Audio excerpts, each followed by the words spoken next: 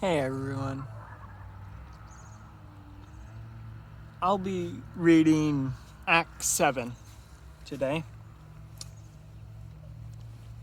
This is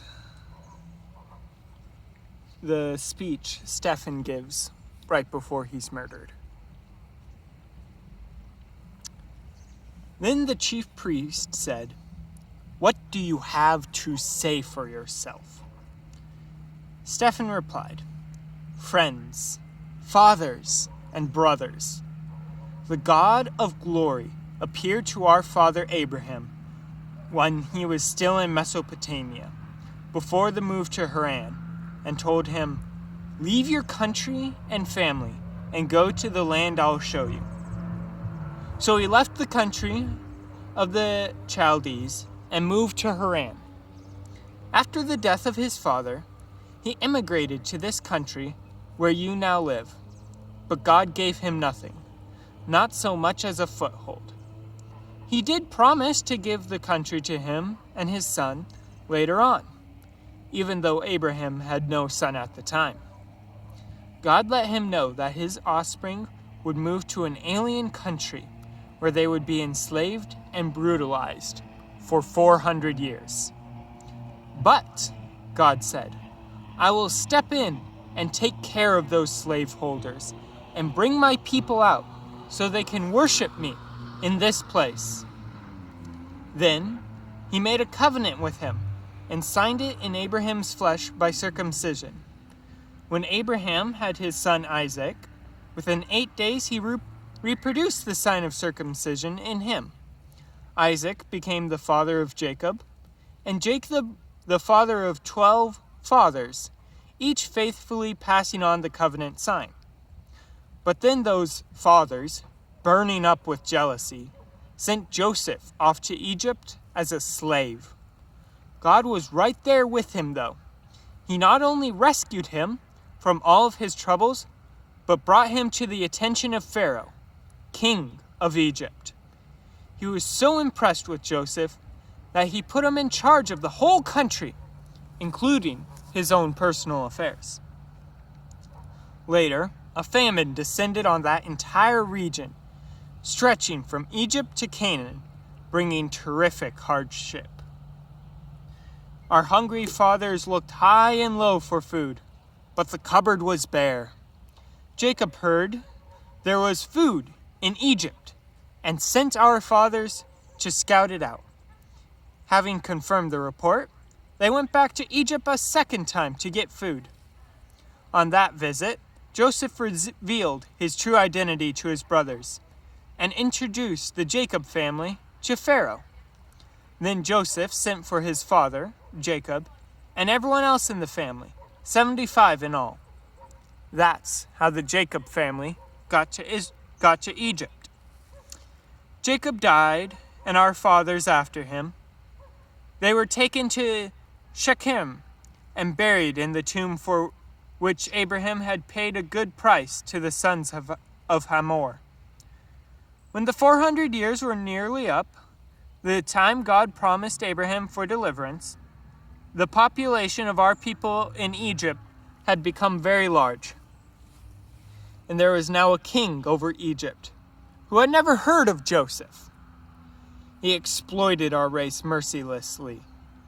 He went so far as forcing us to abandon our newborn infants, exposing them to the elements to die a cruel death. In just such a time, Moses was born, a most beautiful baby. He was hidden at home for 3 months. When he could be hidden no longer, he was put outside and immediately rescued by Pharaoh's daughter, who mothered him as her own son.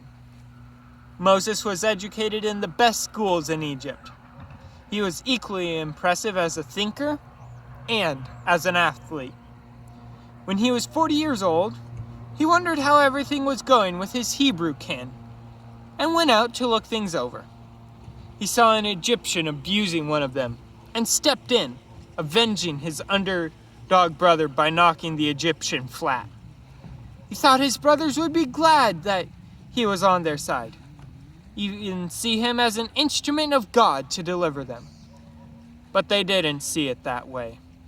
The next day, two of them were fighting, and he tried to break it up. Told them to shake hands and get along with one another. Friends, you're brothers. Why are you beating up on each other? The one who started the fight said, "Who put you in charge of us? Are you going to kill me like you killed that Egyptian yesterday?" When Moses heard that, realizing the word was out, he ran for his life and lived in exile over Midian. During the years of exile, 2 sons were born to him. 40 years later, in the wilderness of Mount Sinai, an angel appeared to him in the guise of flames of a burning bush. Moses, not believing his eyes, went up to take a closer look. He heard God's voice, "I am the God of your fathers, the God of Abraham, Isaac, and Jacob." Frightened nearly out of his skin, Moses shut his eyes and turned away. God said, "Kneel and pray. You are in a holy place, on holy ground. I've seen the agony of my people in Egypt. I've heard their groans. I've come to help them. So get yourself ready. I'm sending you back to Egypt." This is the same Moses whom they earlier rejected, saying, "Who put you in charge of us?" This is the Moses that God, using the angel flaming in the burning bush, sent back as a ruler and redeemer. He led them out of their slavery. He did wonderful things, setting up God signs all through Egypt, down at the Red Sea, and out in the wilderness for 40 years. This is the Moses who said to his congregation, "God will raise up a prophet just like me from your descendants." This is the Moses who stood between the angel speaking at Sinai and your fathers assembled in the wilderness, and took the life-giving words given to him and handed them over to us. Words our fathers would have nothing to do with. They craved the old Egyptian ways, whining to Aaron, "Make us gods we can see and follow." This Moses who got us out here miles from nowhere, who knows what's happened to him? That was the time they made a calf idol, brought sacrifices to it, and congratulated each other on the wonderful religious program they had put together. God wasn't at all pleased, but he let them do it their way, worship every new god that came down the pike, and live with the consequences described by the prophet Amos. "Did you bring me offerings of animals and grains those 40 wilderness years, O Israel? Hardly. You were too busy building shrines to war gods, to sex goddesses, worshiping them with all of your might. That's why I put you in exile in Babylon." And all this time our ancestors had a tent shrine for true worship, made to the exact specifications God had provided Moses. They had it with them as they followed Joshua, when God cleared the land of pagans, and still had it right down to the time of David. David asked God for a permanent place for worship, but Solomon built it. Yet that doesn't mean that Most High God lives in a building made by carpenters and masons.